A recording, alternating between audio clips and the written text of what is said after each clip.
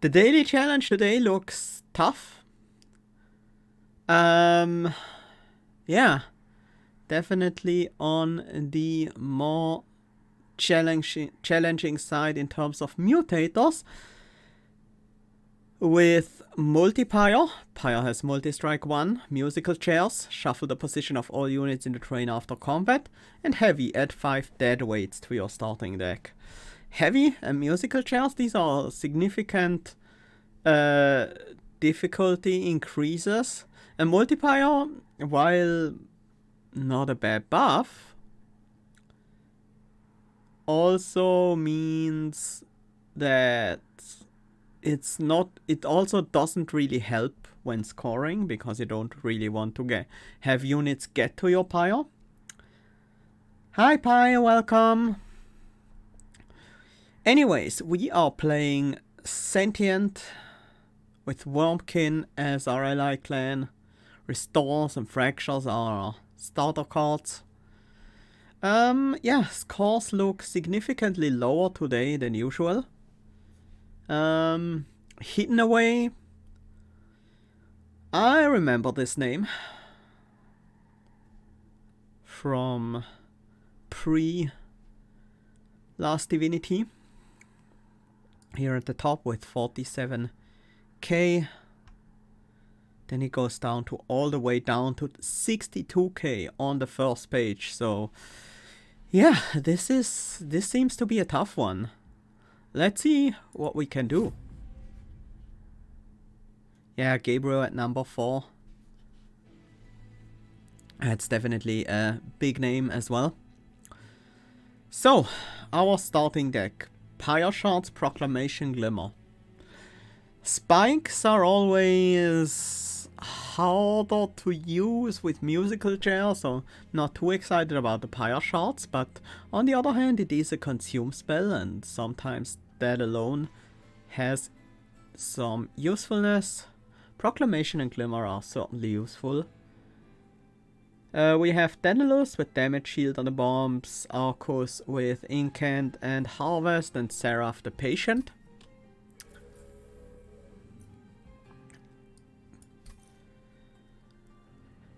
Whew, I really want Explosive. Let's see if that's available. Of course it isn't. Revenge and Spikes are both much worse with musical chairs. I guess Cultivating at least gives us extra draw. That is nice. Sketches and Giant Animuses of Will. Yeah, that would certainly work. But it's unlikely that Sketches is involved in this challenge. Otherwise the scores would be much higher. There would be more like 70k scores if Sketches were an option. Well, it's definitely Cultivating. We're not going Spikes with musical chairs. That's just not happening. Although we could work with a 2-floor setup. Echo Sealing and Hell's Banners. Echo Sealing, right now the only consume spell we have is Pyre Shards. But there are some pretty powerful consume spells in these clans. For example, Awoken Rail Spike.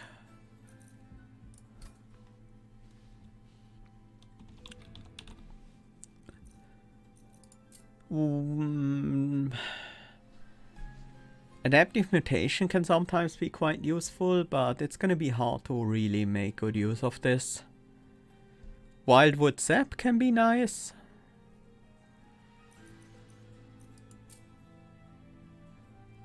And there's also a bunch of them in Wurmkin. Most of them aren't extremely powerful, but some certainly are nice.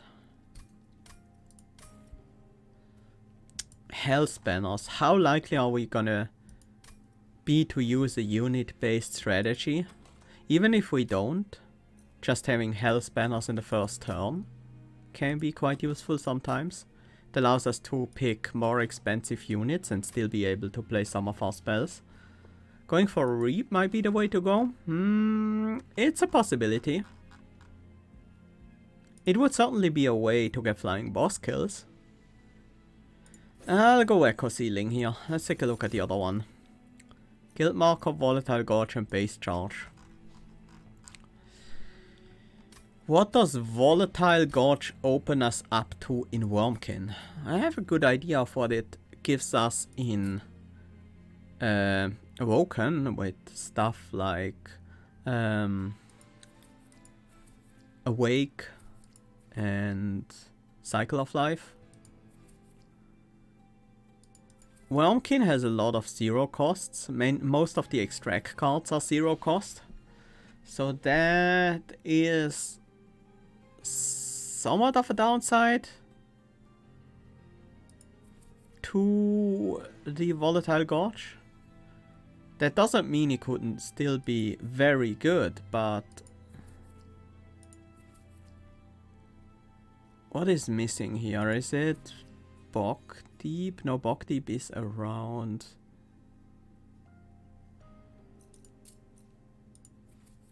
It's a unit, right? Or does it just show up? Yeah, it is a unit. There is a unit I haven't seen yet. Ah, it is the Reap unit.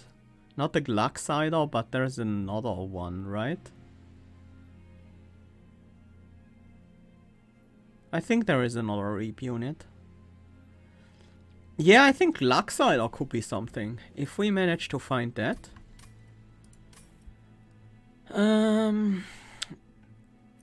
Guild Marker would be nice, for sure. Maybe Guild Marker is just too powerful and I have to pick it here, but I'm kind of tempted by Base Charge. I usually think Base Charge is quite powerful, honestly. Especially if we use Reap. But do I want to put this much trust into finding Reap-based cards? That I go Base Charge over Guild Marker?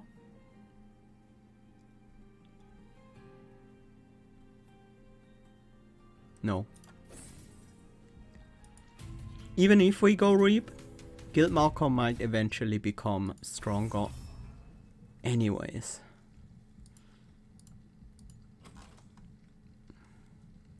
We don't have a good way to deal with those. We just don't.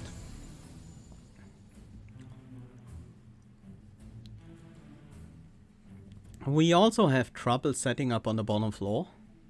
We are missing significant heals. We only have Restores and Glimmers. So we can't heal up the damage we take here on the bottom.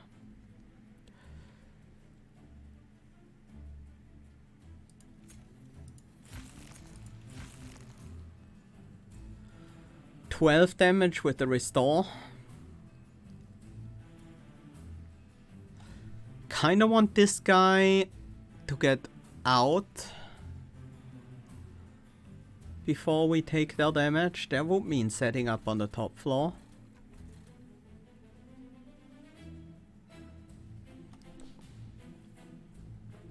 What if I set up on the second floor? That's 3, 6, 9... 19 damage we would take there. Gain 4 cultivate triggers. That's too much. We don't have the healing capacity to set up anywhere else right now.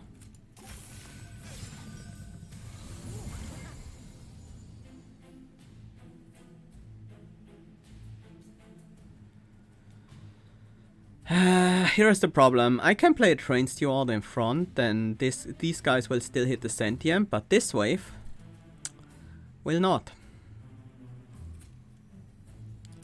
This always happens.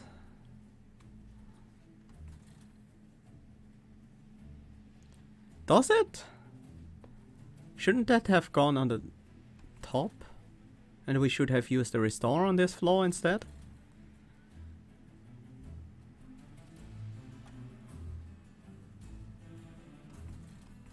Well, having 5-8 in stats is better than having 4 more revenge triggers, I suppose.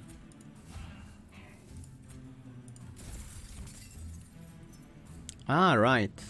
I forgot about this. Having spikes 12 would actually be quite nice.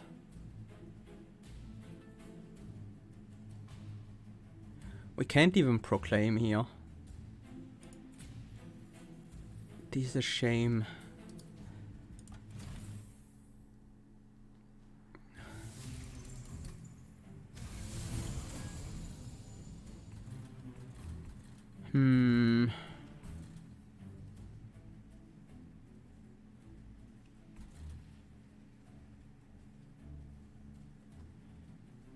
What if we reap our sentient? No, then we can't build up candy. It's okay if we only have one candy, then the cultivate trigger makes it kind of worth.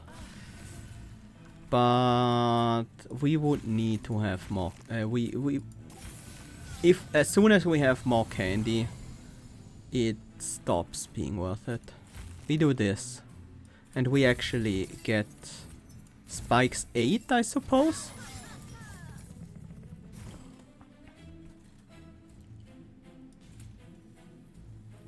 We're still short in killing these guys. So, well, I guess we can proclaim one of them. But that is hardly worth it. I wish we had one more damage on the Glimmer. Save 1 health here. Yeah, I think we will be strong enough for the boss no matter what.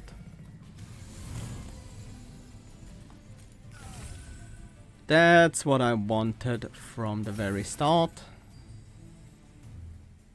Transport in the back means we'll be in front next turn, we'll be in the back again after, well, for the boss fight.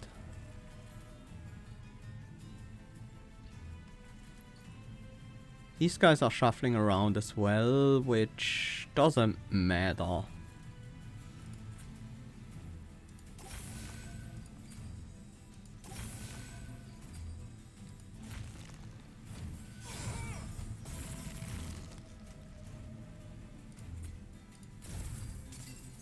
There we go.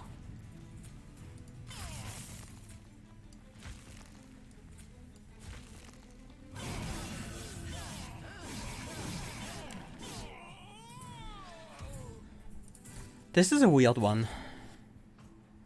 Vine Grasp infused, Steel Enhancer and Restoration Detonation.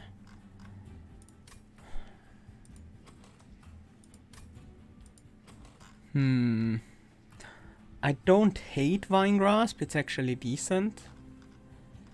But it has become quite a bit worse with the Shard infused enemies. Restoration Detonation could be quite useful. Fine, I'll go for it. Echo Infusion, infused Bounding Echoes. Bounding Echoes would trigger our Echo Seedling. Shelter is probably not it, not with cards like Restoration Detonation available to us. But it would help protect the entire floor for musical chairs. I want to pick up some more cards to dilute the deadweights in our deck. But if you compare it to Covenant 25 runs, in Covenant 25 we have 2 deadweights and then we have 2 more fractures and 2 more restores, which are not quite deadweight. Especially because they are infused, but not that much better either.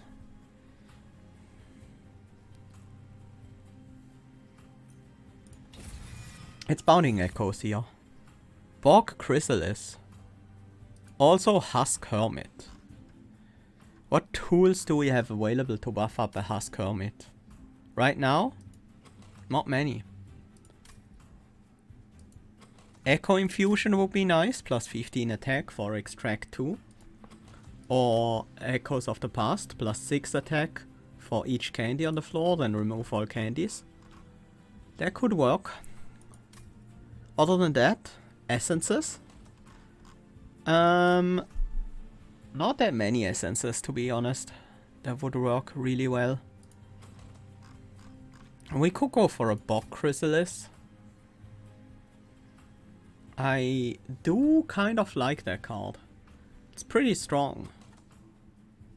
But it's not gonna be that strong with musical chairs around. Husk Helmet is a bit more resilient and potentially quite powerful. Let's see. What are our options from here on out? Our final banner is a Wurmkin one. We have temples before and after Daedalus. And even in ring 6 again? No, ring 5 again.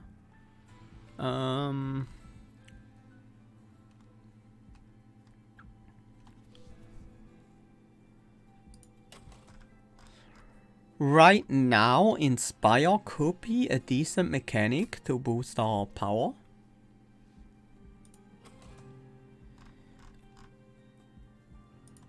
What essence do we want in the Husk Helmet? The Husk Helmet's essence is just plus 30 health.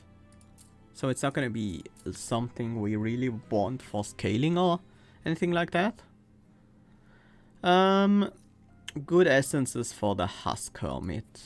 Anything that helps them grow, helps them scale up their damage. And there really isn't that much that works. Awoken Hollow or Steel Singer could work. Probably Awoken Hollow, if any of these. Steel Singer would probably just be our main unit if we randomly rolled into that. From the Wurmkin, Bogfly is certainly an option. But it's pretty limited in how well it scales. If I get a Gluxider, I will probably just use it instead of using the essence. Kinhost Vessel is interesting with a sweeper, because every hit applies Reap 1 to everyone. So we could get some more Reap if there are multiple enemies. Ah yeah, the Morsel Hell Rush. I often forget how slow morsels are to play. Shard Soul Carver, Inspire +2 attack and armor 2. The size increase wouldn't be a big deal. Bog Deep Cocoon I would take. Trample. That has definite potential. Etch on the First of Kin. I think Keeper of Echoes is just a worse Shard Soul Carver, but it doesn't take capacity, so it allows for a large zone, I suppose. Mostly I'm looking for Shard Soul Carver.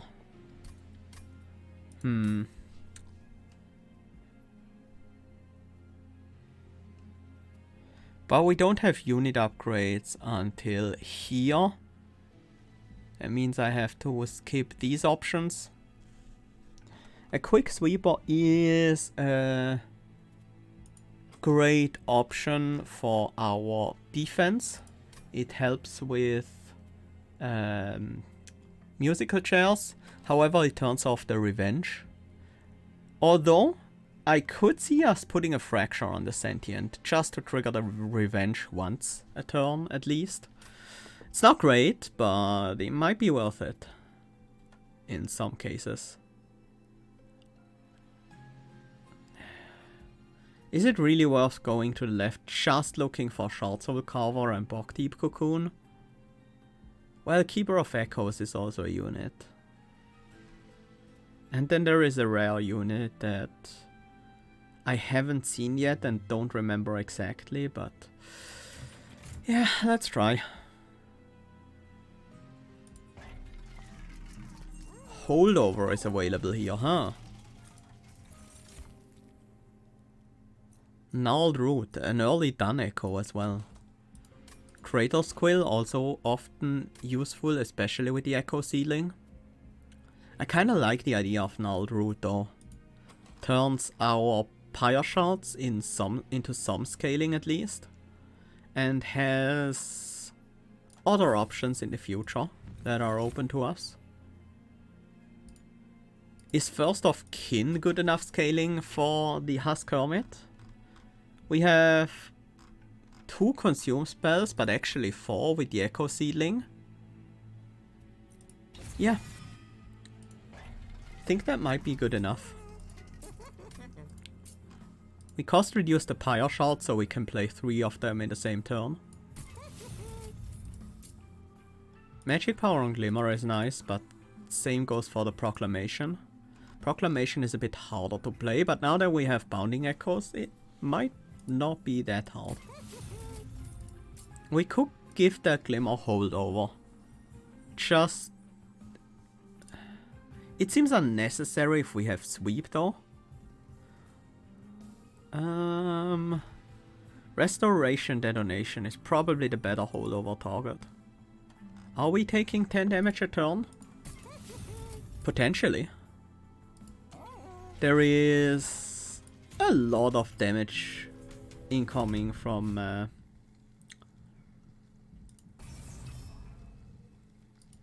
Power on Proclamation with the Husk Hermit. Yeah, might have been better. Especially after going for the holdover on Restoration Detonation.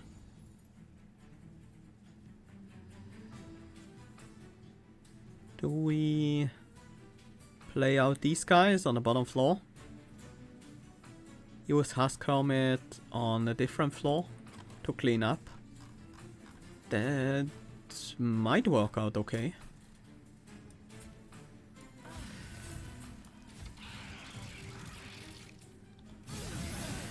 But this first enemy being Shard enhanced is very annoying. We have a very hard time taking that one out.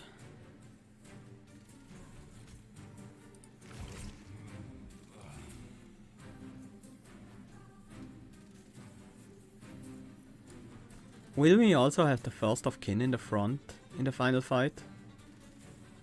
We will, huh? That's slightly annoying as well.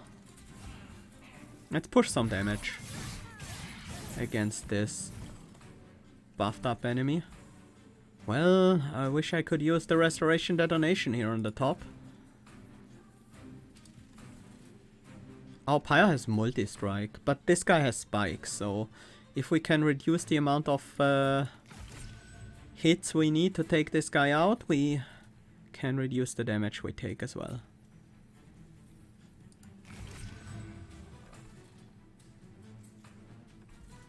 This guy will die on the top floor.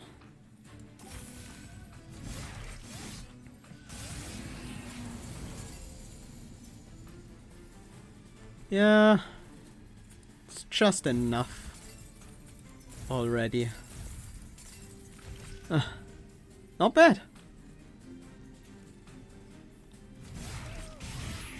Took some damage, but at least we got the bottom floor kill.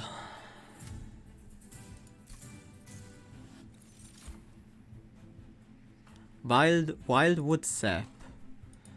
It's a consume spell, but it's not really that useful in what I'm building right now. None of these are really that useful. Infused Ambient Charge. I kinda have to take that, right?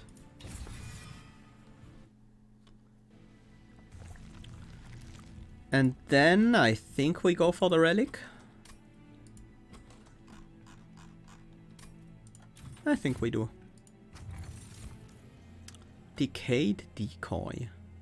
We don't apply Reap that much. Golden Vault can save us a lot of score because we no longer take Pyre damage, but instead we lose gold.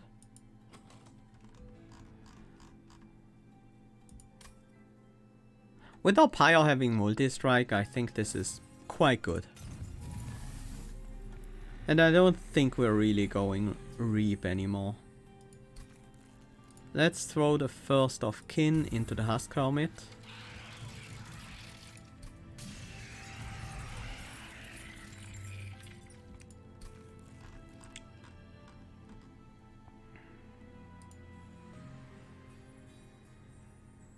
I could see that.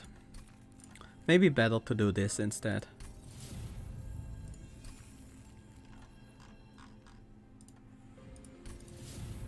Let's get these guys ready. The extract cost is pretty scary right now. Yeah, that's probably what I'm gonna go for. Okay. Old magic. Rage will be very nice. Frostbite, could that be a thing? It's probably too slow. Let's go with Rage. Pull, descend, ascend. Descend is just better. Descend allows us to be on the bottom floor. Pull could be... maybe I should have gone pull. No, if anything I should have gone push, but push wasn't available. Create an effect that increases capacity.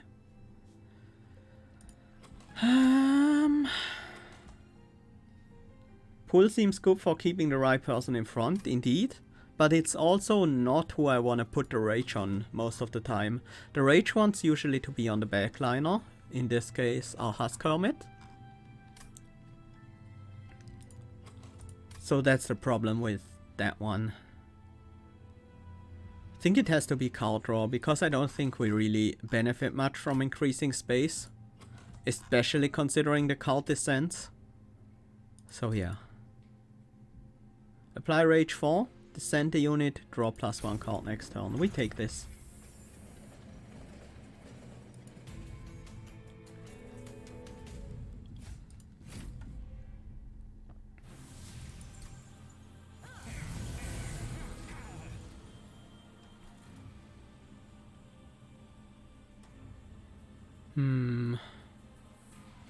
This is a weak start.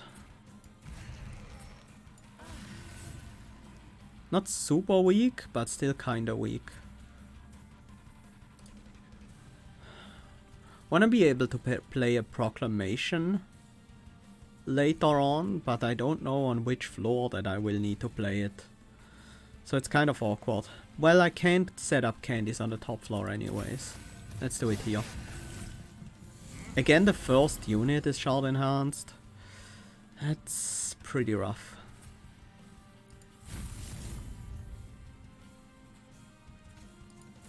That's just Etch.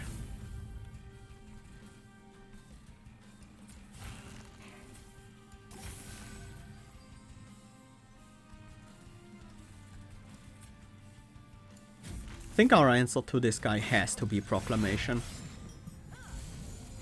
Otherwise, it has to be Golden Vault. This guy, on the other hand, there are options to deal with them.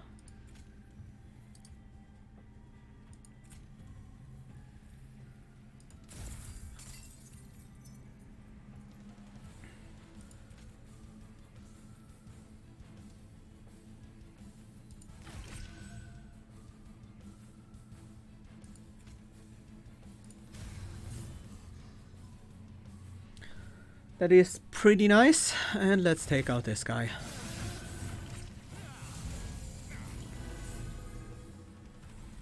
Ambient charge.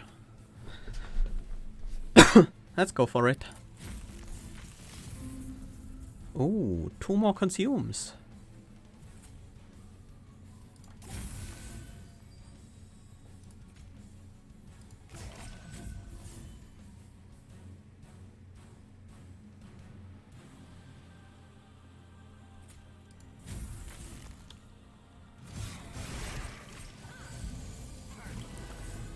Next turn will be Daedalus and Husk Hermit will be in the front. That is slightly worrying. We better heal them up as much as we can.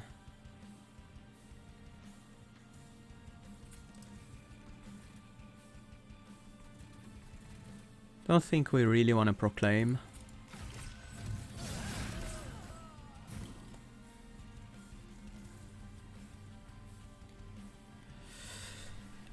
Yeah. I messed up. Should have counted the musical chair's turn in advance. That doesn't make a difference.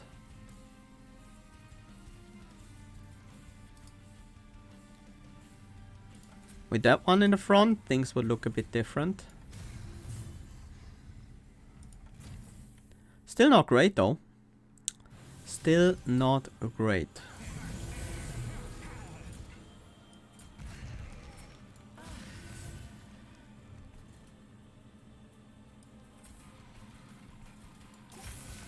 I still believe this first turn was correct.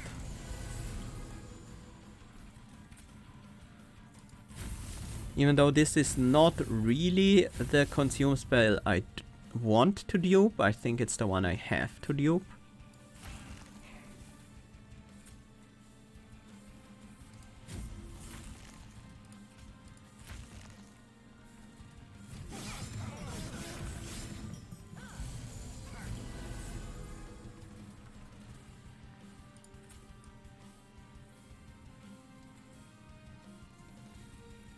Against the boss, this is gonna be better.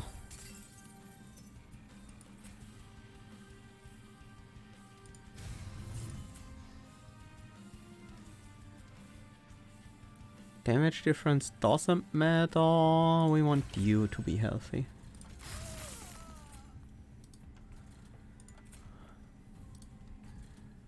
This guy will just die to the train steward anyway, so I can leave them around.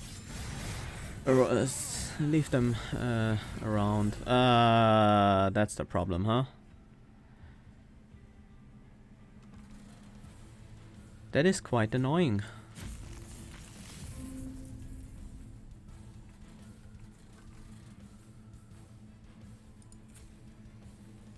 Yeah, that actually sucks. Oh, we don't have candy on the top floor either. Oh dear.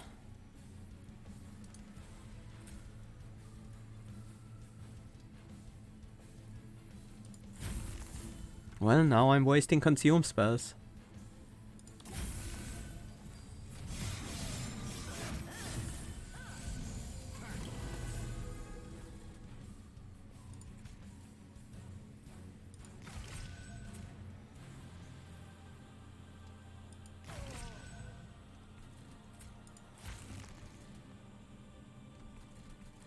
Don't really need to play the proclamation, but it saves me some health. But it also removes the revenge trigger.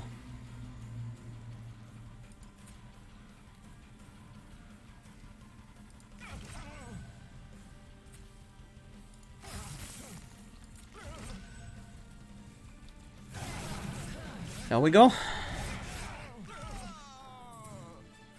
We need much more power. Wurmkin Spike, Wurmkin Etchings and Echoes of the Past. It's gotta be Echoes. Ha! Glucksider!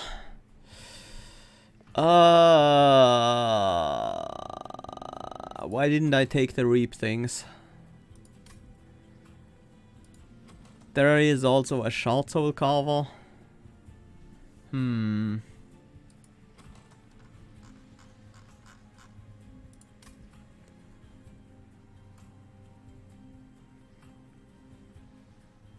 Maybe I take Glucksider anyways.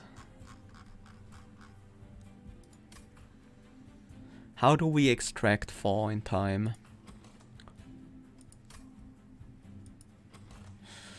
This daily challenge looks like it could be amazing for a Reap deck if you knew Glucksider was coming up. And Wurmkin Spikes. We have Bounding Echoes, that certainly helps, especially considering the Echo Seedling. Maybe we make it intrinsic and just always use the Echo Seedling on the Bounding Echoes.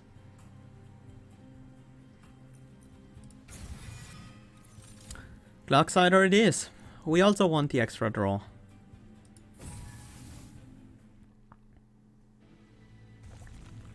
Let's hope we get intrinsic.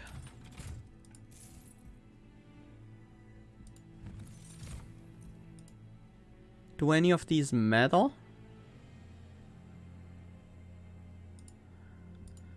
What is the best infusion we can get for Glaxider at this point? Probably better to Keeper of Echoes instead. No. If we first of kin, Glaxider needs to be on the floor. On his own. We can't really add Husk Hermit to it. Glaxider can never be in the back or we are in trouble.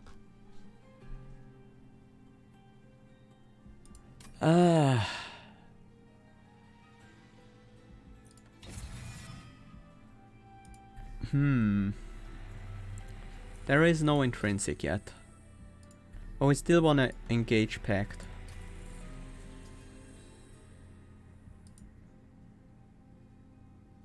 We don't wanna sacrifice the Glaxider's huge health and regeneration ability. Well, Inspire. Glaxider? You know what I want in the Glaxider?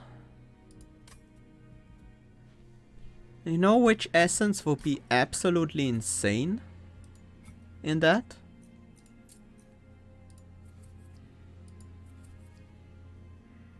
Thorned Hollow. No, not Thorned Hollow. Awoken Hollow. Rejuvenate, Cultivate 2. And whenever you incant...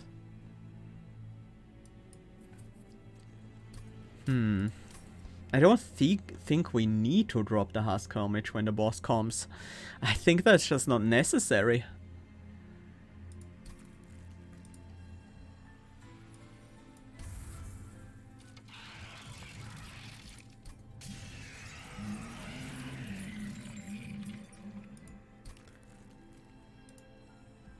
$250 damage?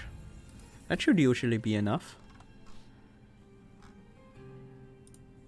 I don't want this Glimmer. It's actually terrible.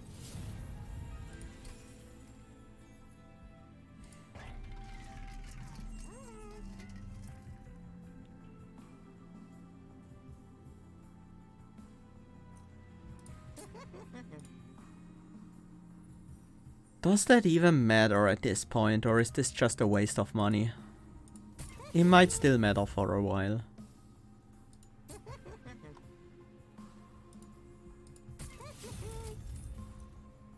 Spikes 3 on Glaxider isn't awful, but it also seems really unnecessary. Large Stone on a Glaxider seems awful.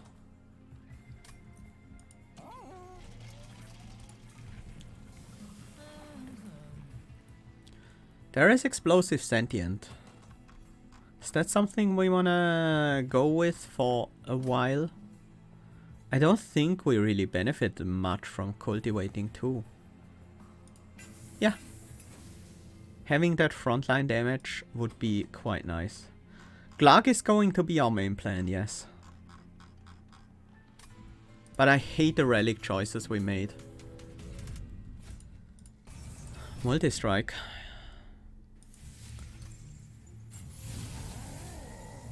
The one problem with Glarg is that we can draw a hand like this.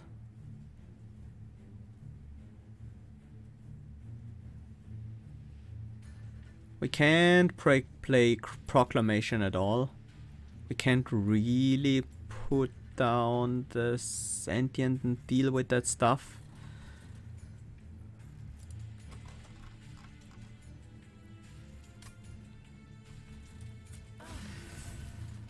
Let's get rid of the damage, the spell shield for now.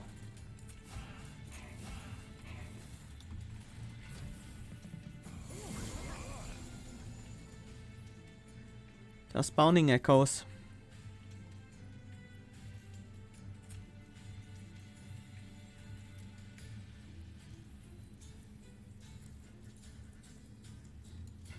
Waves remaining 4.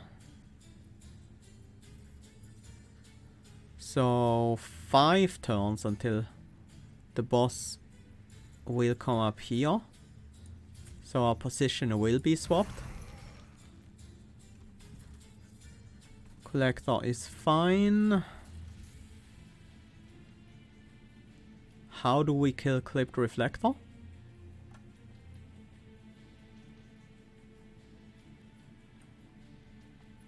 I know how we kill Clipped Reflector, but I don't like it.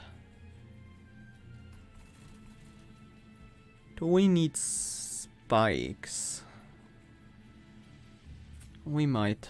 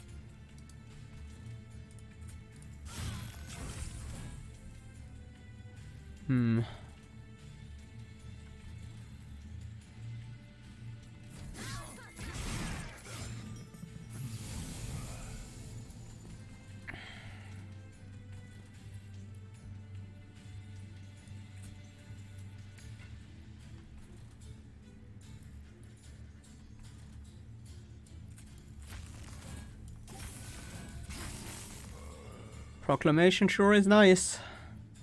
All the magic not so useful right now.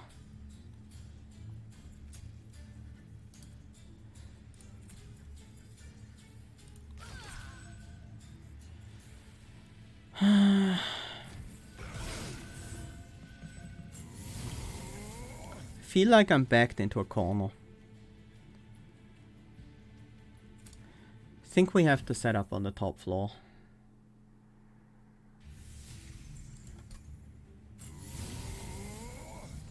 Well, eventually our plan is gonna be to play Glaxider on turn 1. All we need for that is intrinsic.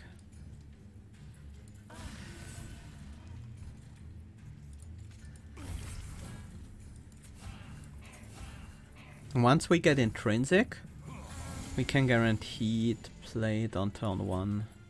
That's gonna be pretty nice.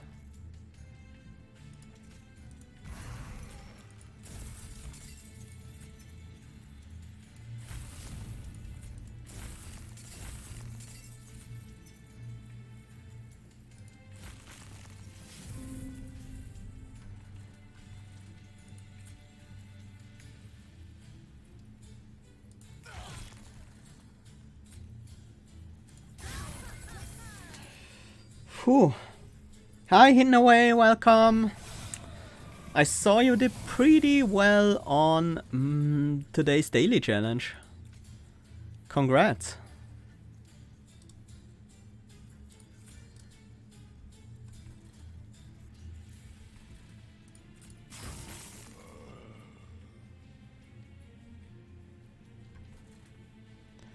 And yeah, now the old magic is very hard to use.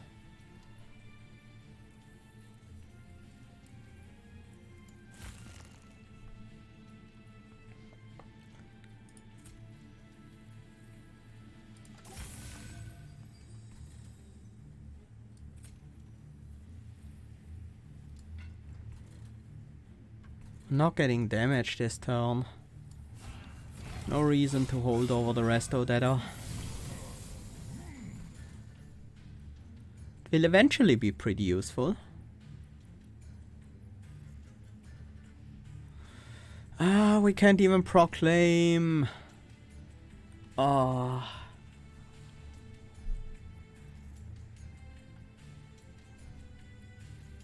Nice, good job.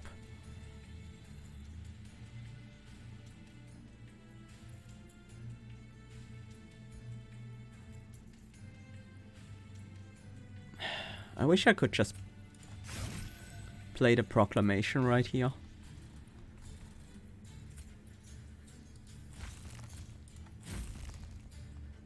Well, I guess we sacrifice our money. Ouch. That was 100 gold lost. Are you serious?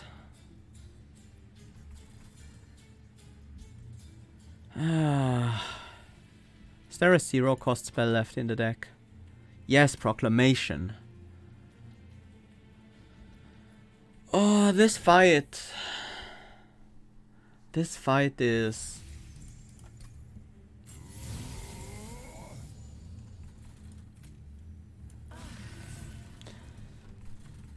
This fight is pain.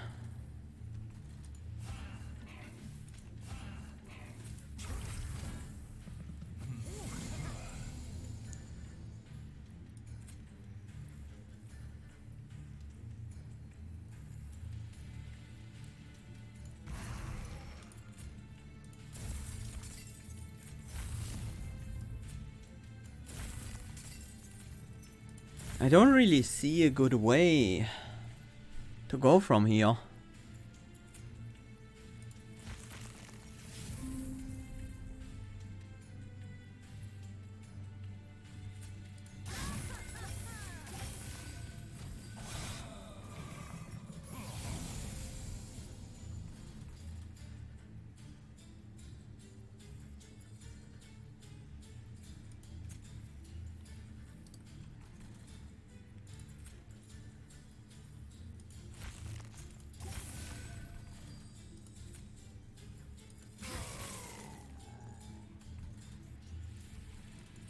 I feel like I'm doing just the exact same thing I've been doing last time.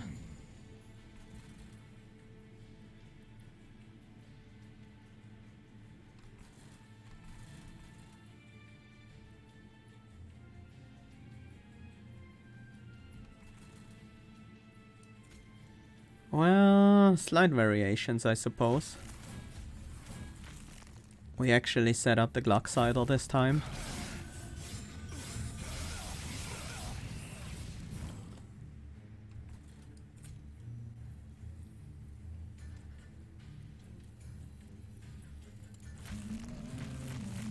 But I still can proclaim on the top floor.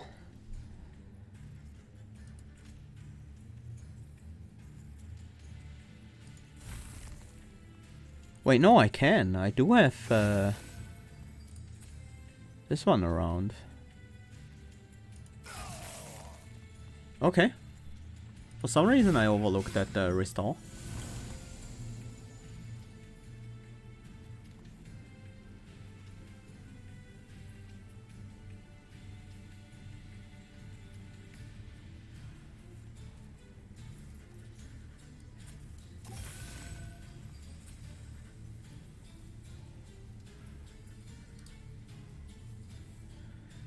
These Quill Marksmen are actually helping our damage.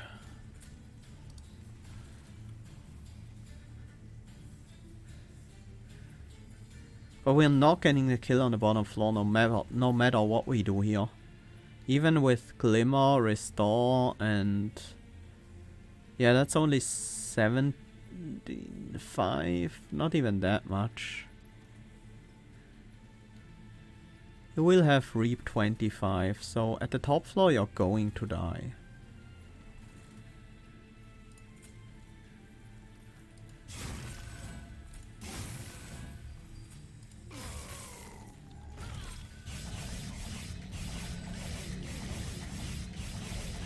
Oh, wait. Yeah, no, I forgot how this worked. We could have had a lot more Reap on you. A lot more Reap. I really don't want to do this again. We probably could have killed you on the bottom floor. Very possible. Nope. You self-mutilate on Slay.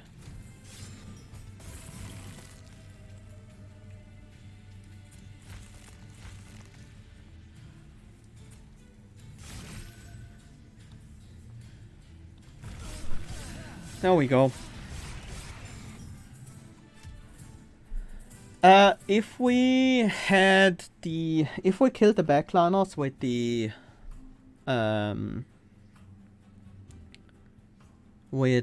Glimmer, then our Glucksider would have had, then the boss would have had to hit the Glucksider 12 times, which would result in 60 Reap. We could have had, no, we are we were pretty far away. I like the cursed wines though. I kind of want preserved thorns, to be honest. Do I? Yeah. I think I do.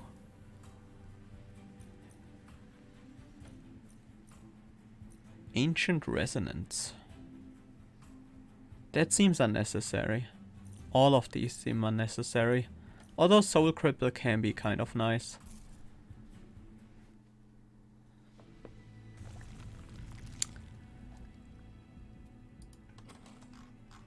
Spell upgrades. Get the...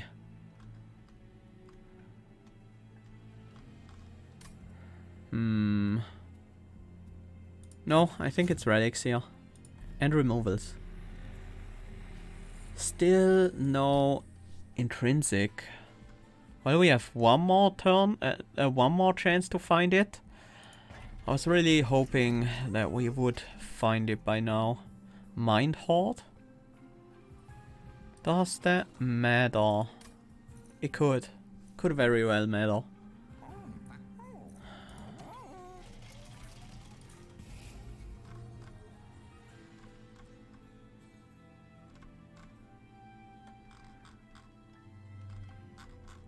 We have to get some of these non-infused cards out of here. Temperate Talisman, I don't think that matters. Our Proclamations deal enough damage for now. 15 more is not gonna make a big difference. I don't think the heal value on the Restore and the Glimmer is especially important either. Mind Horde? I think there are better relics for us. But most of the best ones are we're already past. That is the problem. Cheater's Hand isn't awful either. Actually, Cheater's Hand is really, really good. Yeah.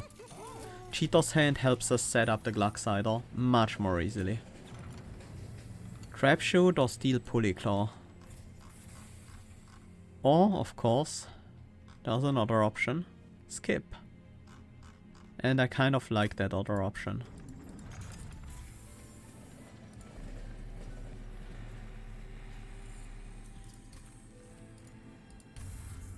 Time to pact.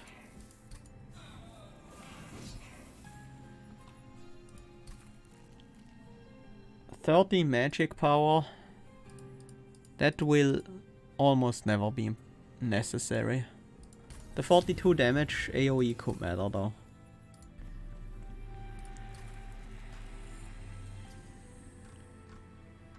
We can't really use a Purge Stone at the moment.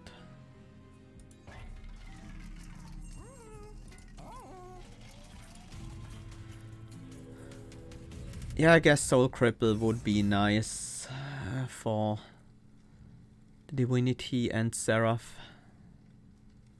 Crystal Cloak. I don't think we care much about Crystal Cloak, nor do we care too much about spikes. Let us see.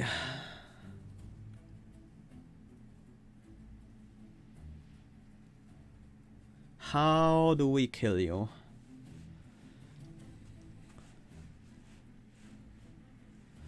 Not with this hand. Ambient Charge is unplayable right now, but might come in handy later.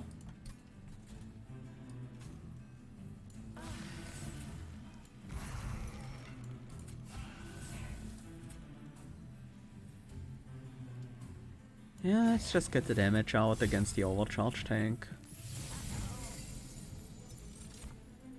Okay, that is nice. What do we not want to play this turn? Ambient Charge?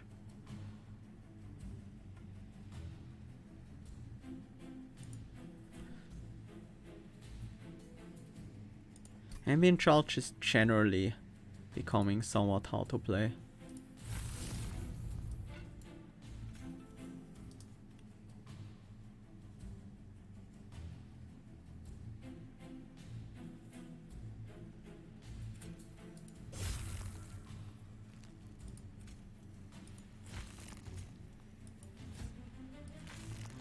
How do we deal with frontliners? Gluxider doesn't do that very well.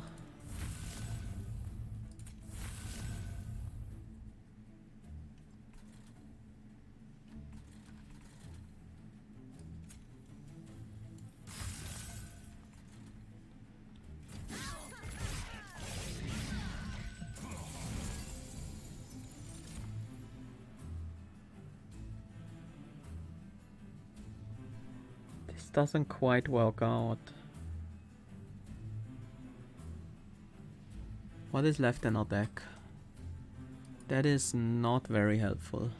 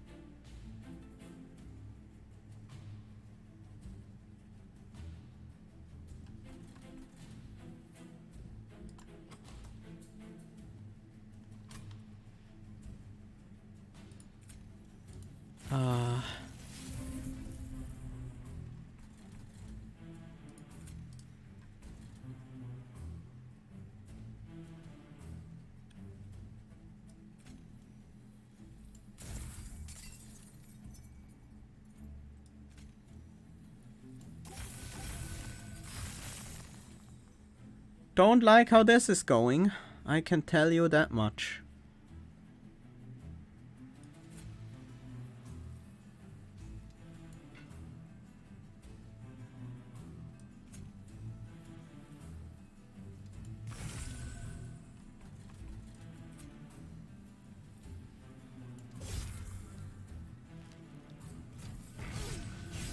Oops. Yep, let's get rid of these.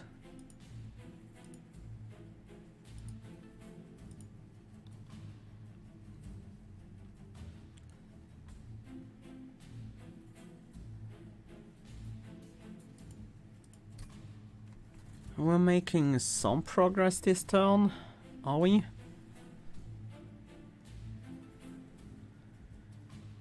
No, we're not. Not really.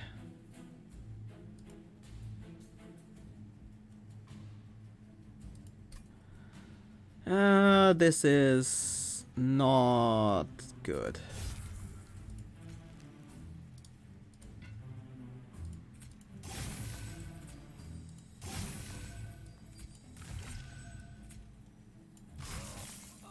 This is not making progress.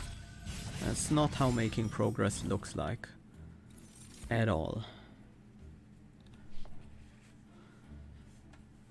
That is more like how staving off defeat looks like. Just barely. Delaying the inevitable.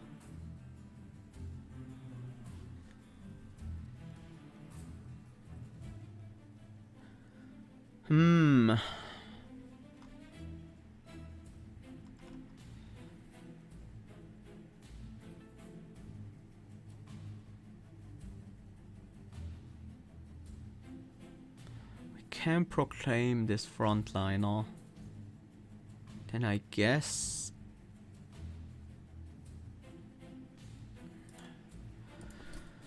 where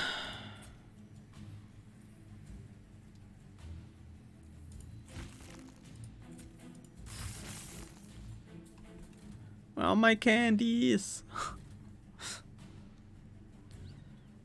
That's the problem.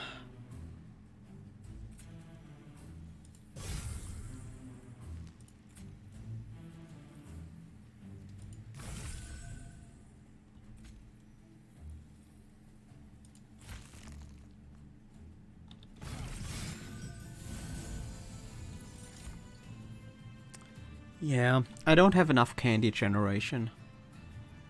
That is a huge problem.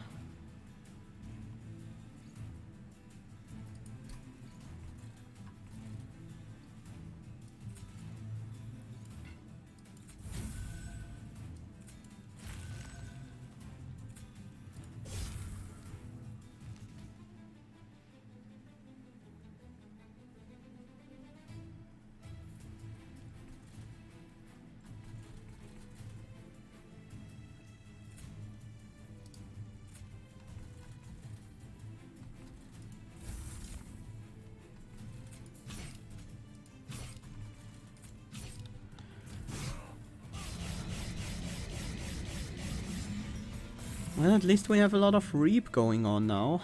There are infused cards.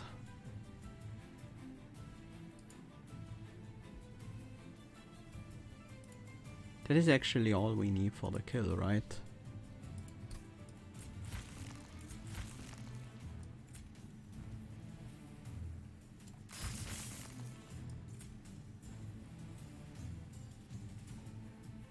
Not quite.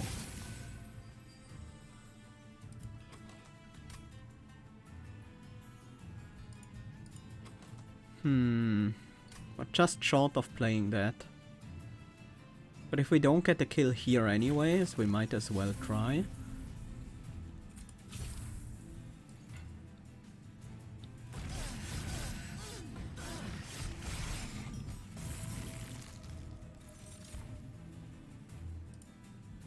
This is the last turn anyway, so...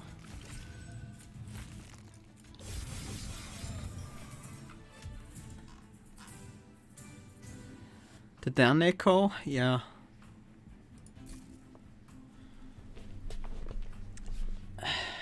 Okay. We take it. We take sketches.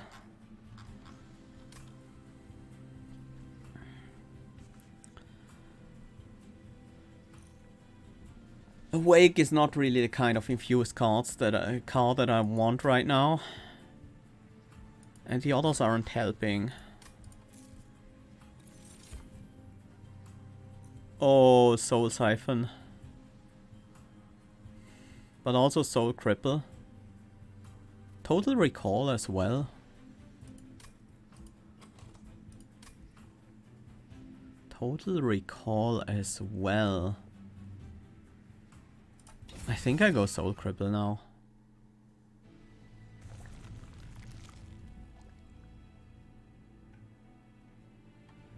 Do I need spell upgrades right now? Yeah. Yeah, I do. Can't go to the left here. I have to get my unit upgrades here.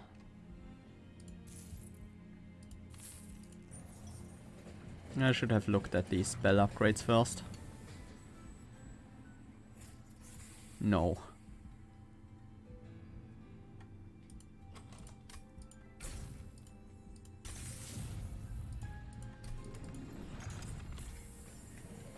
What upgrades does one put on Gluxider?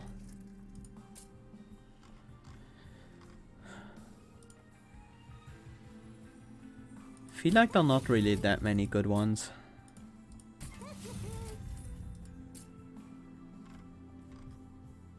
Do we need to consume removal on Soul Cripple?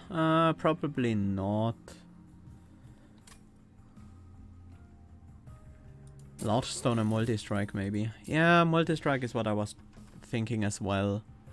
Large Stone would kind of make sense, but it seems so irrelevant. The double stack goes there for sure. That's just worth it. Still pretty hard to play.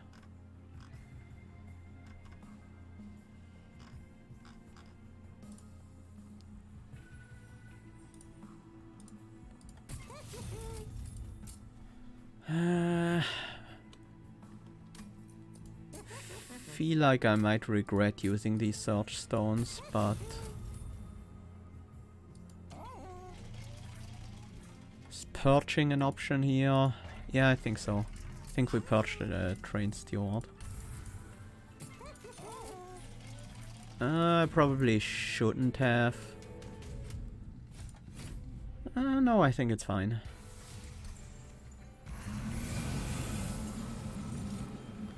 How does your revenge trigger work again? To the attacking unit. Well, no point in triggering that with a Wine Grasp, I guess.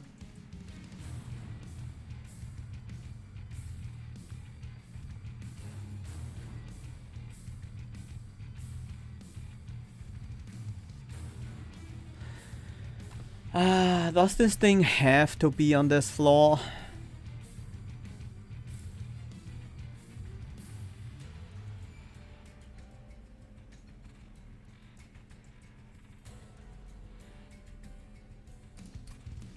I really don't like it.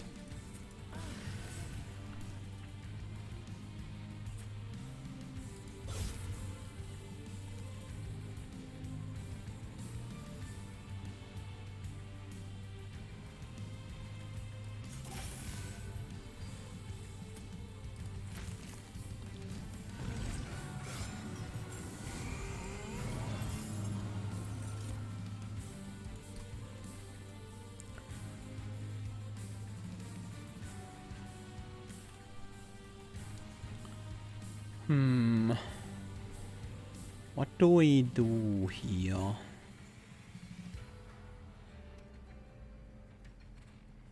Do we proclaim? That might have to be it.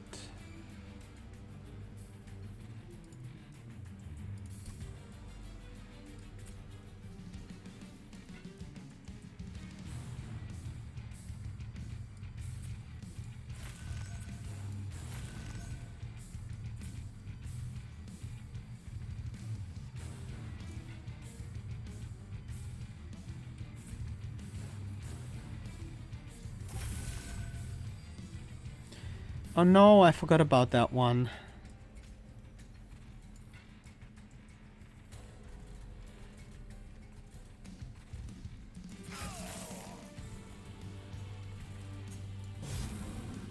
Yeah, I feel like I went for I wanted to go Reap, but I couldn't, so I didn't take the good Reap cards.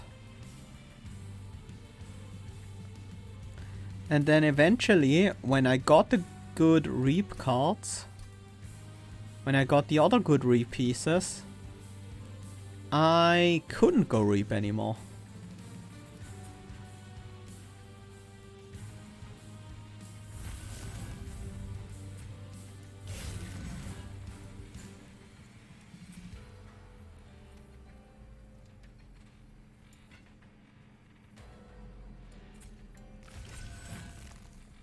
Oh, the Inspire heals you. Before the Resto Dedo does. Interesting.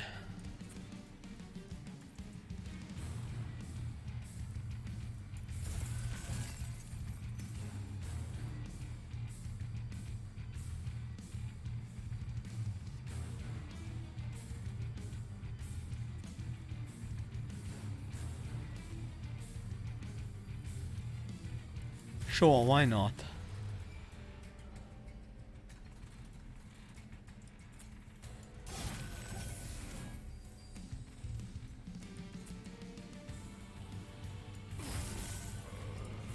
Well, didn't get to play the Soul Cripple yet. That might be why not.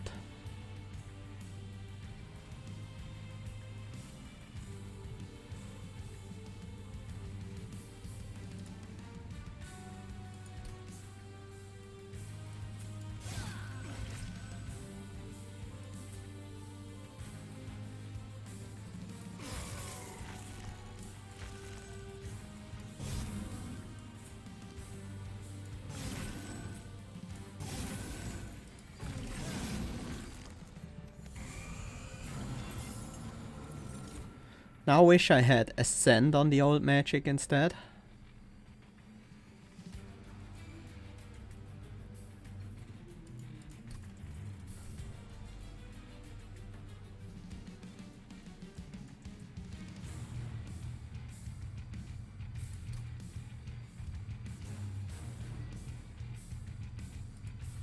I can't play Soul Cripple this turn.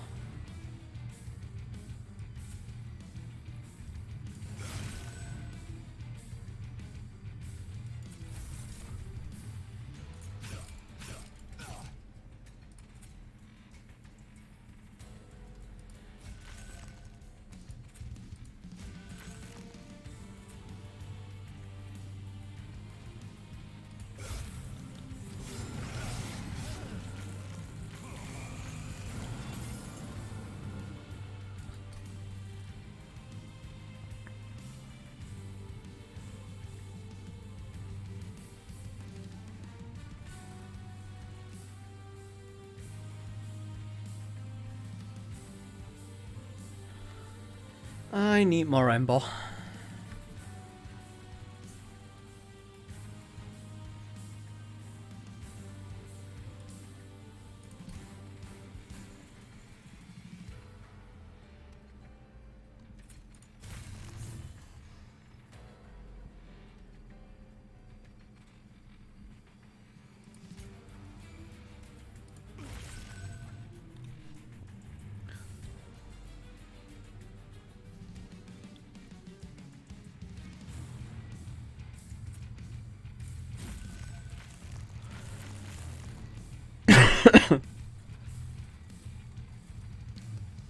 Two waves remaining.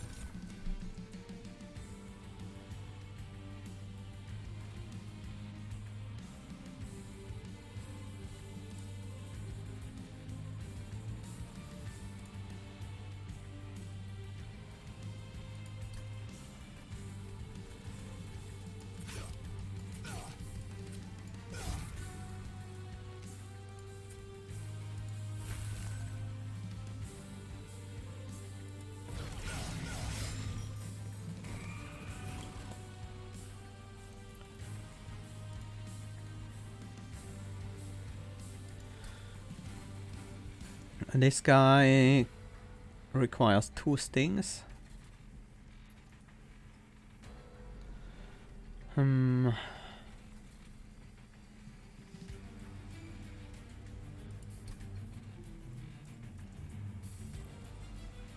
That means I will have a full hand.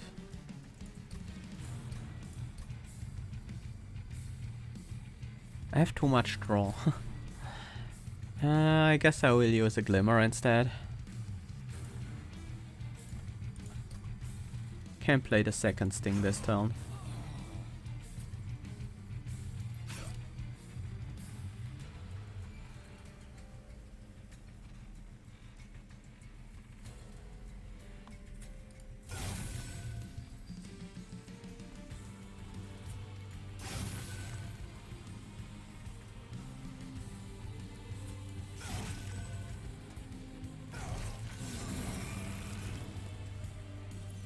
Because I need to play the Vine Grasp, is why. Darksider needs to be in the front.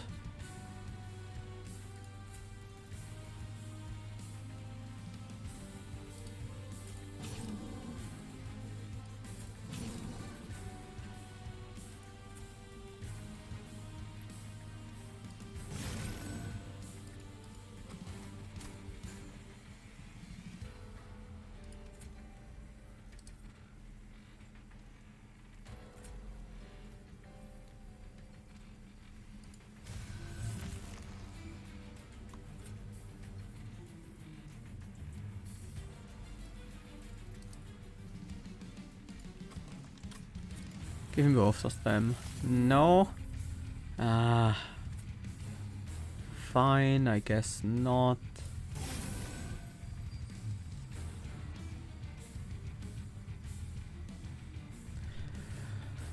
How much reap are we gonna do on you? That's 38 attack, so we will need 6 hits to kill the Darksider.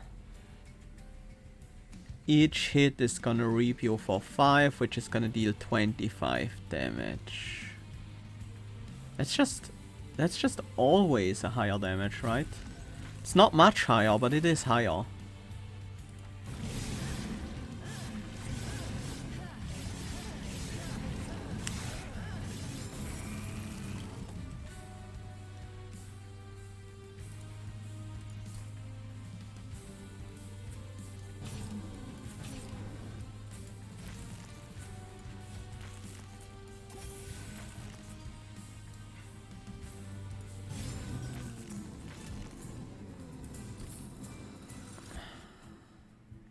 Higher for this floor. Yeah, that's a good argument. It could have been higher on the next floor, but we're already done there, so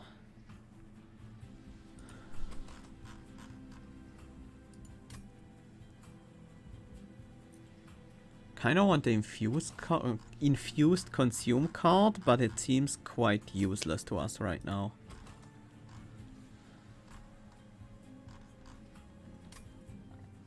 The unleash, I don't think we need that, no.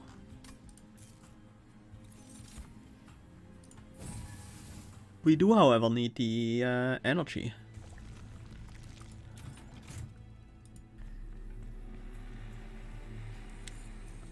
More magic power stuff that I really can't make good use of.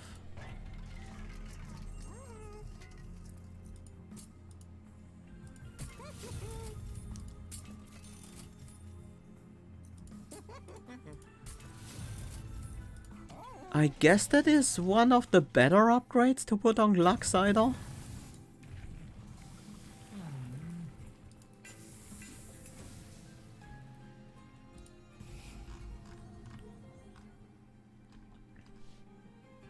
What are the cuts here?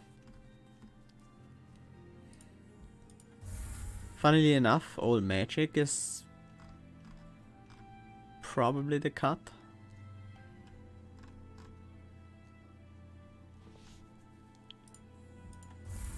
And preserve thorns.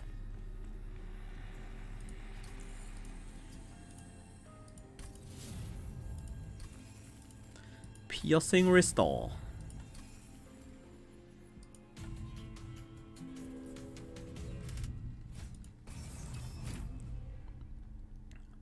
Mark of invasion. I hope we get the glimmer. No glimmer. But we have the sentient. We will be fine. Sentient, restore. It's already enough to kill everyone, right? Kills you. Taking damage. Then you two hit sentient. Sentient attacks you. And then the restore finishes things off. We don't need the resto deado yet.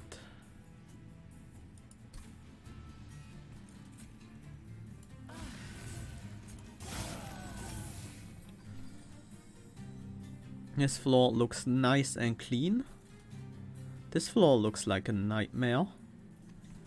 Well, I guess we have 200 shards, so what else would I expect?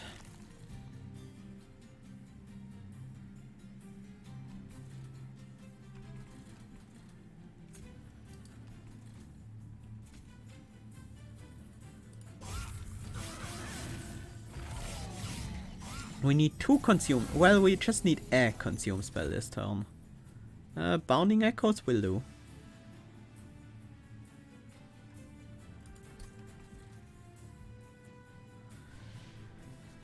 Bounding Echoes will pretty much do. How does the top floor look? You have 5 attack, that's all we need.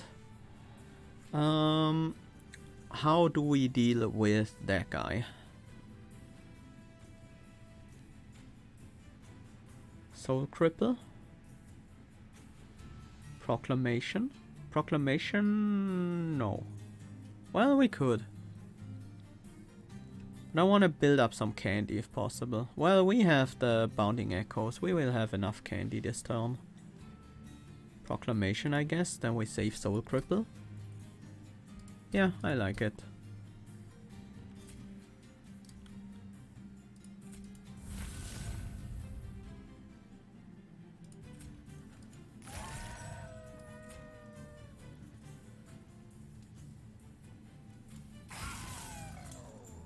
Next floor also looks like a problem, but we can save next floor for next turn.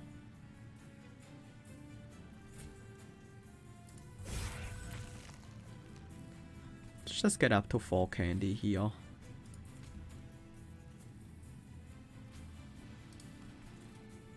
We are not damaged on this middle floor, but this is a 0 cost infused card.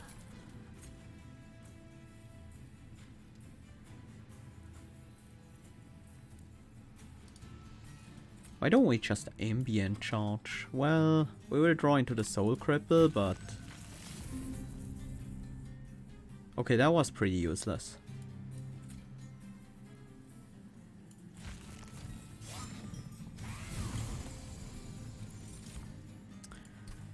This floor. Probably go with Pyre Shards.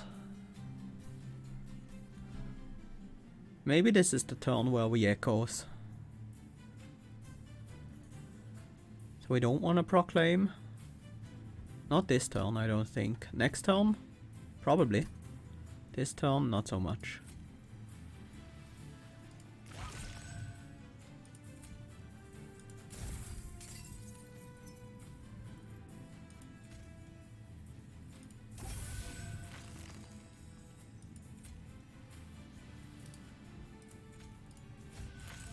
So we over candy as hard as we can. And get that Echoes of the Past out there so we can actually deal some damage to these enemies. I want you to stay in the front.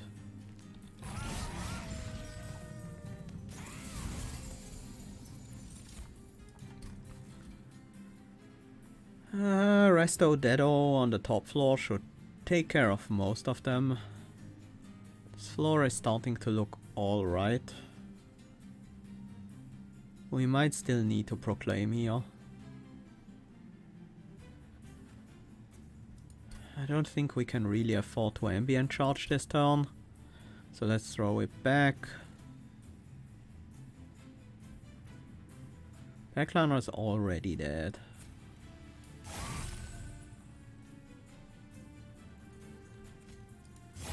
Well, that takes care of them, I suppose. Could pull the Glucksider to the front. There will be some damage to the Gilded Wing. We could also just proclaim and kill the Gilded Wing that way. What is in our deck? Restore. 3 dead weights. Restore. If we pull the Glucksider to the front, the Gilded Wing will have 9 Reap, that's 36 damage. 51. 36 damage, it's actually another 9. Another 10 here. So 171, that leaves 90 damage for us to do. A restore is... it is so close.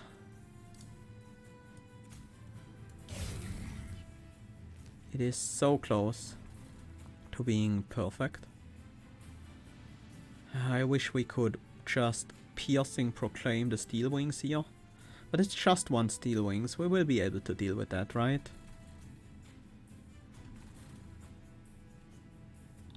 No reason to spend candy right now.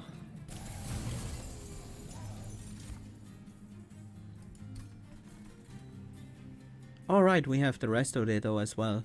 Restore is 80 damage. 80 damage on top of this will kill.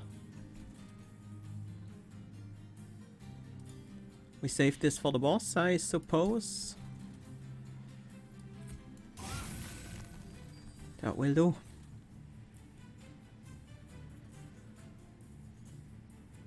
You will get Glucksider no matter what because you have spikes.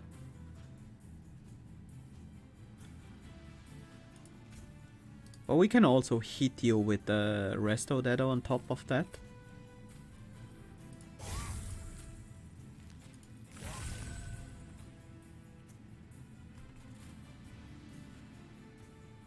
$45 damage.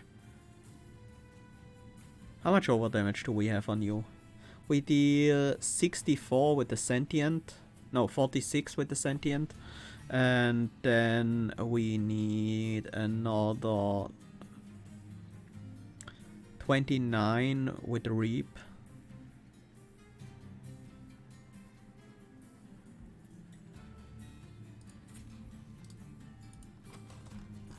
That should be possible. Not like this though.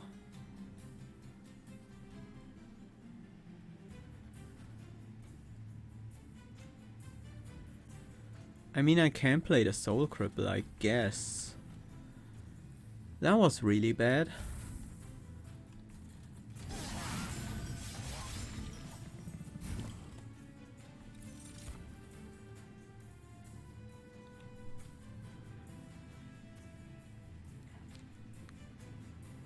This is when we use the Consume Proclaim. We don't really need the other, but it's still useful.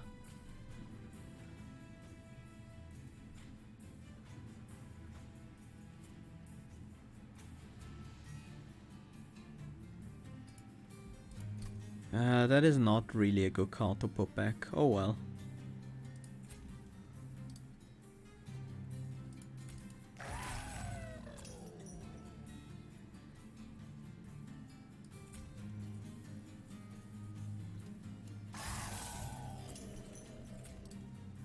$21, that's actually doable.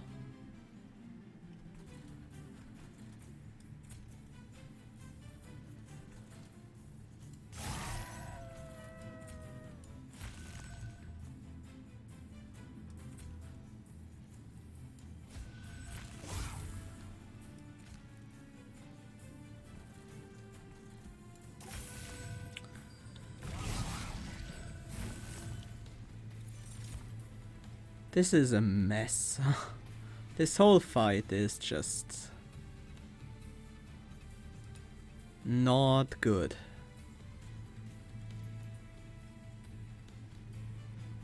Do I really play the ambient charge? No, I don't. But I won't play next turn either, so it's not the right card to put back.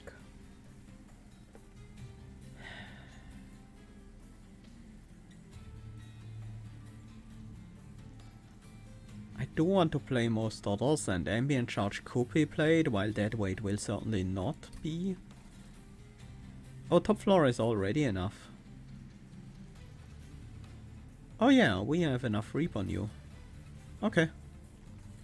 And we have 4 candies on the top floor. Guess that's nice.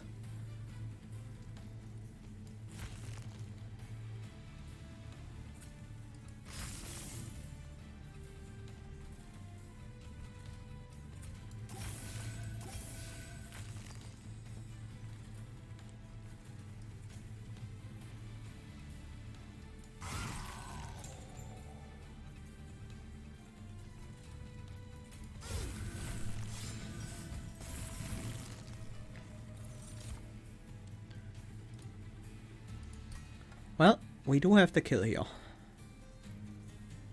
So we don't need to do anything.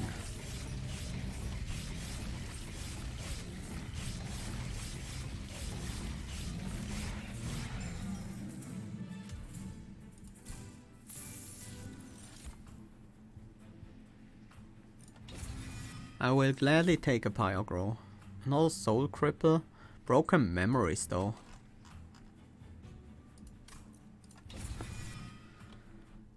That helps with Etch for sure.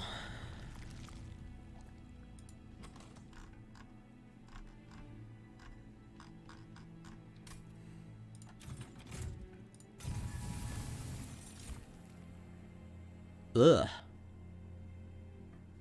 Not Hardened Hull, that's useless. Not Hammer at Chest Plates, that's pretty much useless as well. It's Rationing Scales, which is a really weird pick in this situation, but it gives us some score. Faulty Loader could be nice. Don't think it matters enough though. These two are key though. Both of them are pretty important.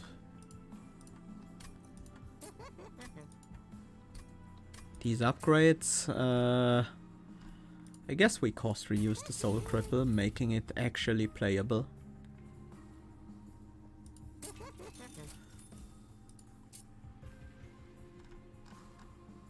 We don't really need Permafrost with the Cheater's Hand.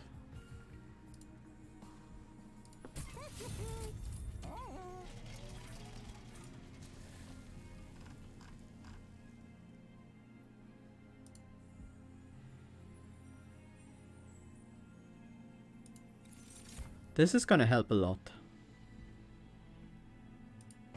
Not finding a value stone, yeah. This is also not terrible. It's not amazing, but it's also actually okay. Let's see how we do against Seraph.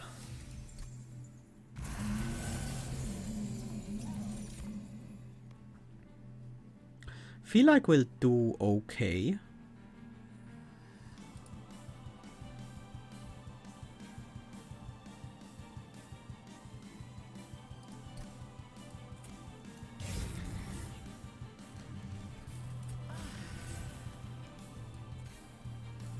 Let's get spiky.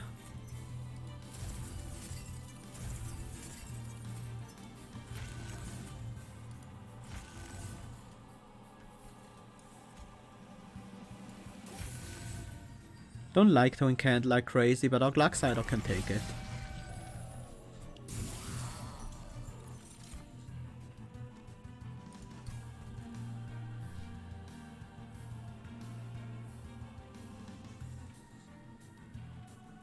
Is this ambient charge?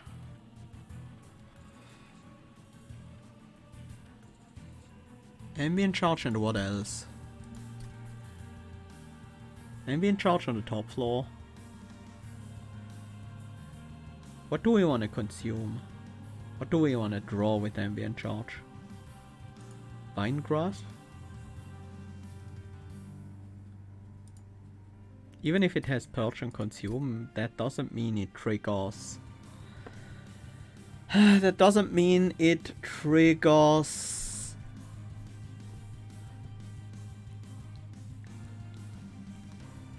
Etch.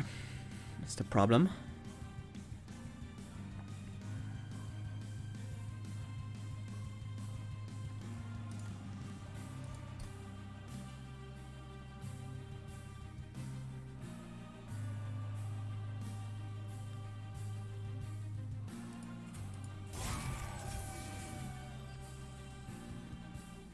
Alright. We can play one spell here without killing off the sentient. This is pretty neat. Especially buffing the Resto Dedo is nice. Wait, we already killed a sentient.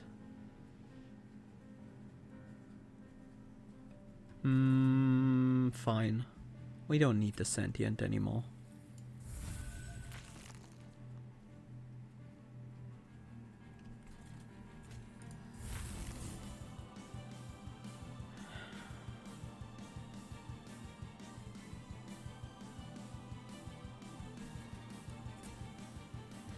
What's our score at the moment? 37, 190. We'll gain about 10k from this and about 12k from the Seraph at least, so we should be around 60k. Not from the Seraph, from the Divinity. Well, let's throw out some damage against the Seraph. Mostly for the Reap.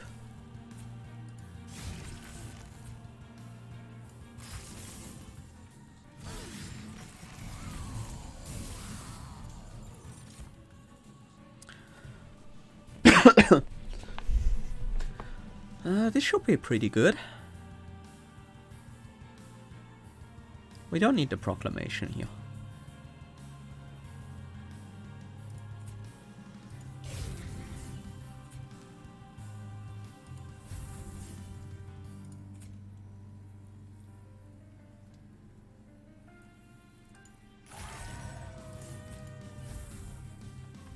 What do we want back? Soul Cripple?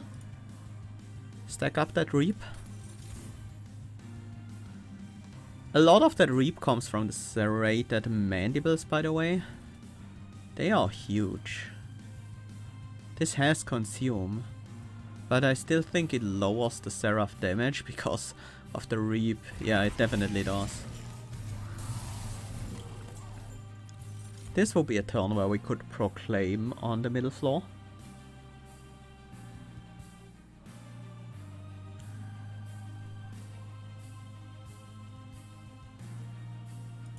What's our candy status? We need more candy on the bottom floor.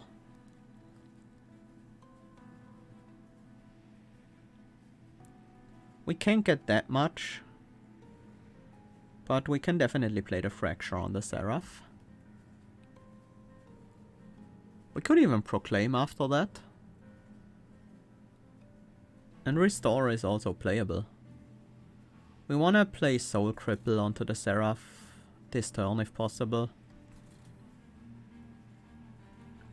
I think we want to Resto that all. We don't need to, actually. I think this is the turn where we skip Resto Dedo. You go in the front. We have 4 candy here. So you will take your fair share of damage, although not quite enough to kill you. That certainly happens. I think this also happens.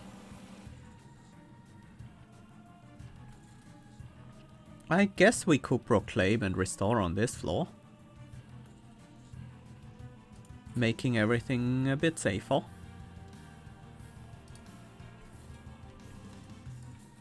Also increasing our... Alright, we draw it again.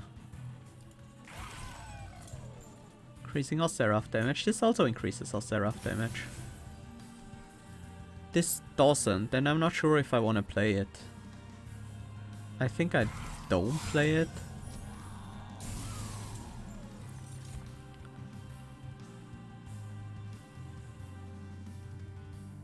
I think we play everything here. We start with the Glimmer to get the backline out of the way.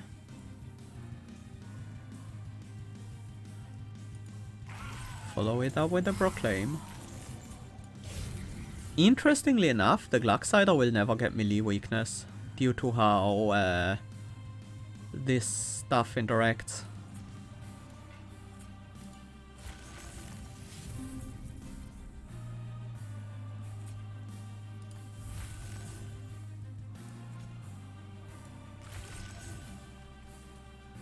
That is a pretty weak wave.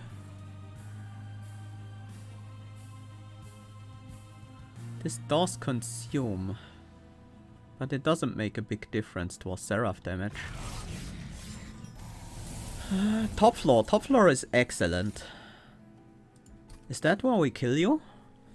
101. So we would need 11 candy on this floor to win. 1, 2... Well, we can play the rest of that. 1, 2, 3 candy. I guess we kill you on the middle floor next turn. We also build up some more candy here. Doesn't matter what I put back. I will draw into it with Resto Dedo anyways.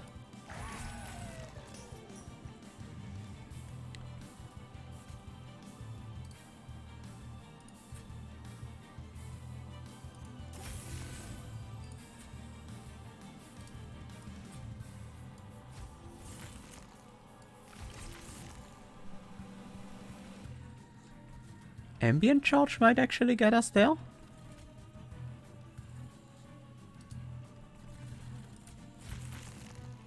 Nope.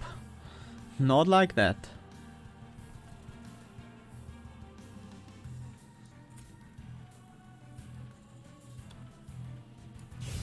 Pulling the Glucksider to the front protects him from being targeted by melee weakness.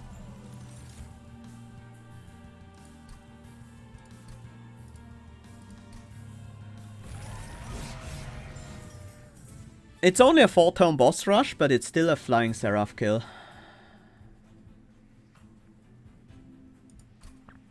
Just had someone beat the Divinity with a sub 40k score. Wow. Sub 40k Divinity kill, that is not easy. You need 100 shards, that's 4k points already. And then the Divinity kill itself is at least 6k points if you take enough fire damage. Now the problem with the Divinity is that it purges Reap. So we need to keep a pretty steady supply of candy on this floor.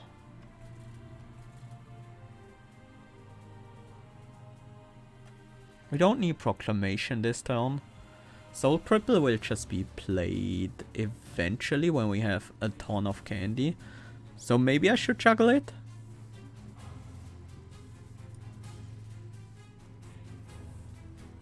I think in this fight what we're actually looking to do is not Reap. So I should play it. I think how we win this fight is with Etch. And just getting enough power on these Husk Helmets to take out most enemies. And Glucksidle just sucking up the Last Divinity hits.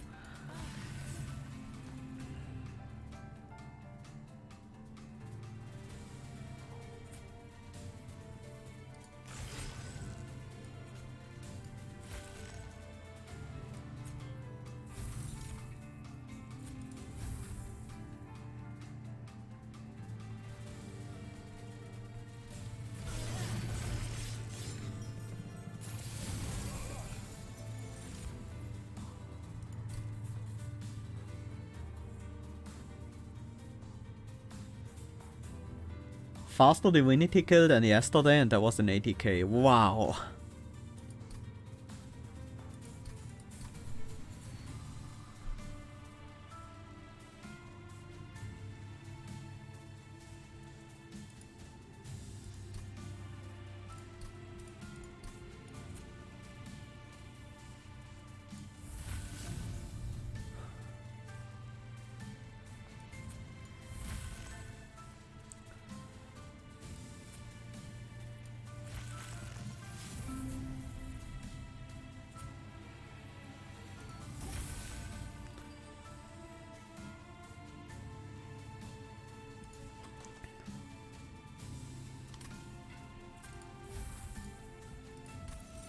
Candy economy is very important for us.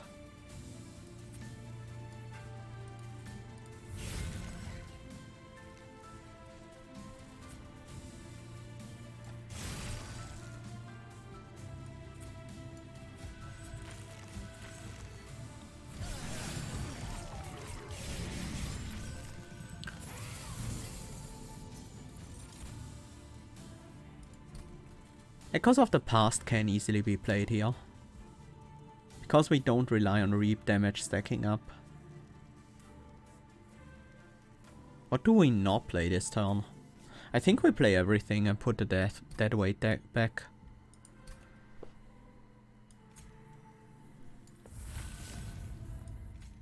Oh, it doesn't. Again, it doesn't matter because, yeah, stuff.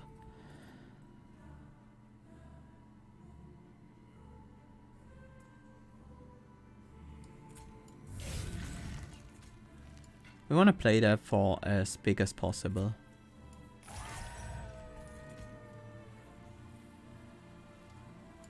Might as well keep you alive.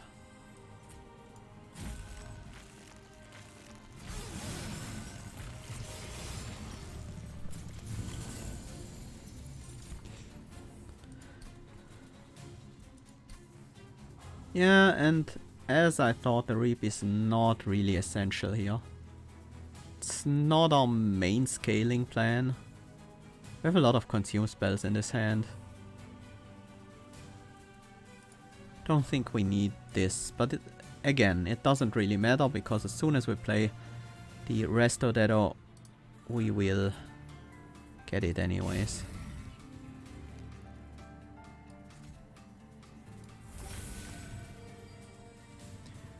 That Proclamation with Piercing is actually somewhat nice here. Except that we can't really afford to play it.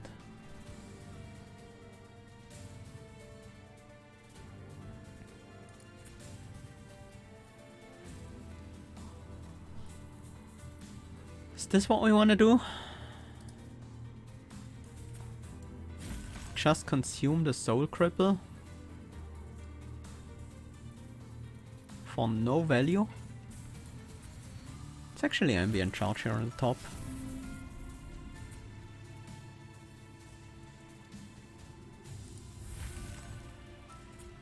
Well, I guess it's some value.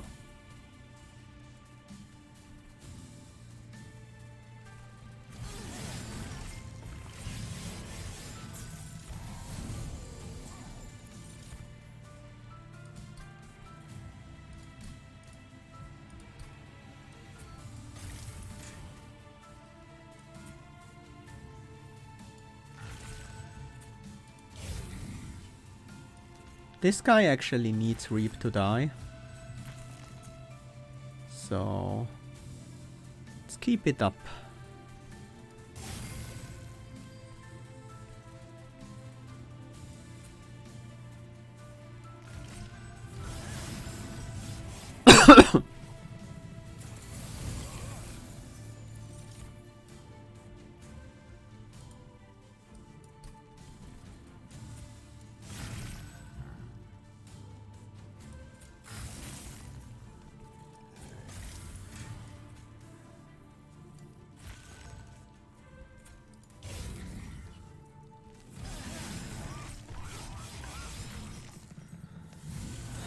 The smaller our deck gets, the more annoying these dead weights and stuff get.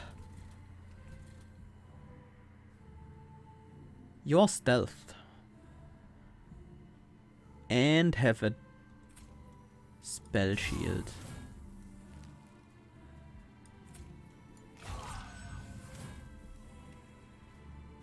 We're taking some damage on our front Husk Hermit. But we had... well, we didn't have to kill that guy, actually. It would have been fine not to. I suppose.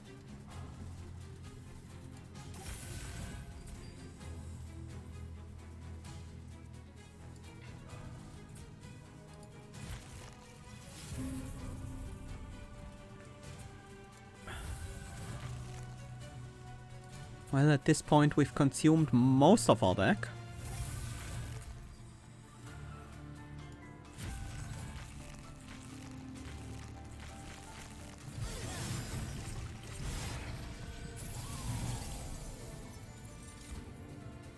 Focusing more on Etch would definitely have made this fight a lot easier.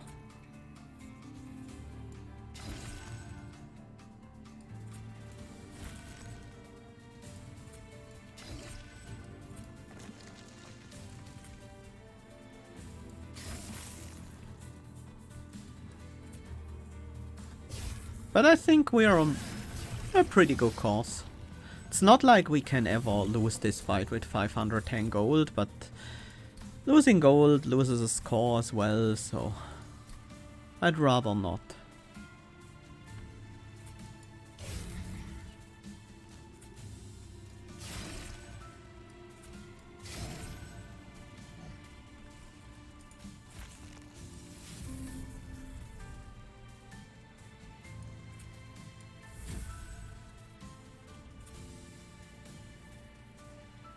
Yeah, full Edge, full Reap, both would have been better options than the path I took. And it's just the order I saw things in.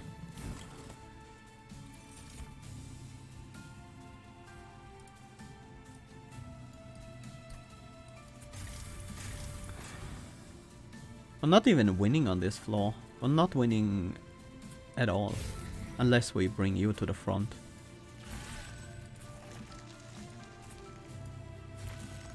That helps, I guess.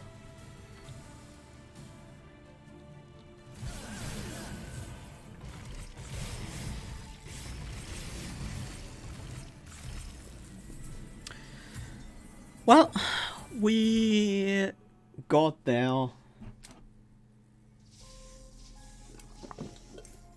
Our score is the other question. I think we might just be strong enough to get into the top 10, but not much more than that. Okay, no, that is actually higher than expected. I thought we would end with like 62, 63k, something around that. So it wasn't terrible. Even though my build was a weird kind of mix, I feel like it was just good enough to make it work. And we did pick up a lot of pack shards for score. We did get the flying Seraph kill, even though it was just one turn before Seraph landed. But that means we got actually 2 turns extra boss rush out of this, because we wouldn't have killed Seraph on the bottom floor. There was no way. Yeah, pretty tough one, this this challenge, but when I saw these mutators, like multiplier being the only beneficial one, yeah, that's kind of what I expected. Let's see what you did hidden away.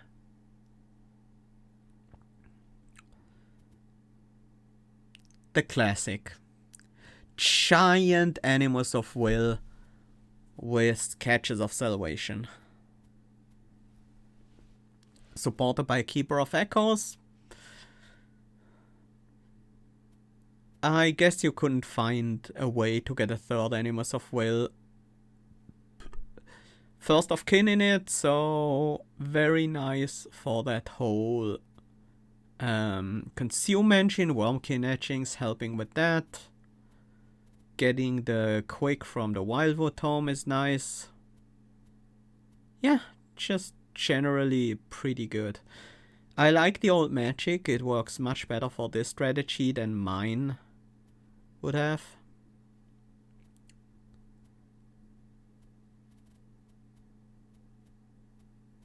Yeah, solid deck. 7-turn boss rush. 6-turn on Seraph. 3-turn on Arcus, yeah. I think the dupes were after Arcus. Yeah, figured.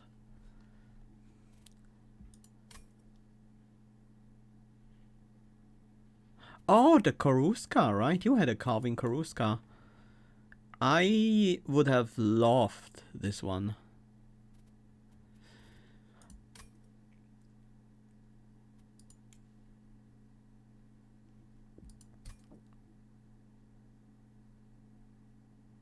Yeah, but you could play a really strong Reap deck with the pool that was available here.